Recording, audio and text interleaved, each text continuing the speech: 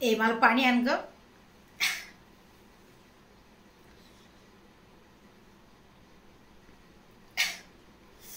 अगं काय झालं म्हणून काय विचारतेस? अगं काल एका मैत्रिणीच्या घरी गेले होते बाई.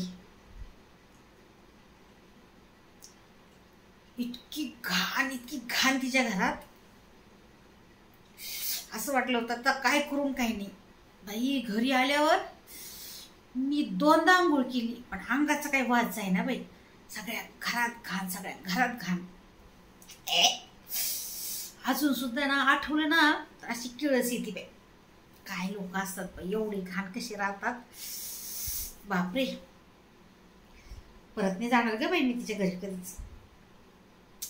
अगं ती जाऊती बाई, तिचं नाव नको घ्यायला आणि परत विषय नको काढायला. बाई विषय जरी काढला तर उलटी व्हायला बघते मला. अरावगडी बाई. काल मला जेवण सुद्धा नाही गेलं बाई.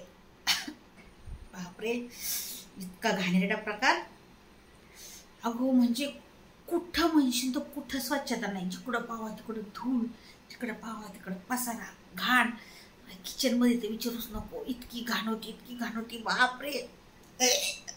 आठवलं तरी उलटी होती बाई. अवघड आहे ग बाई, बायकांचं अवघड आहे.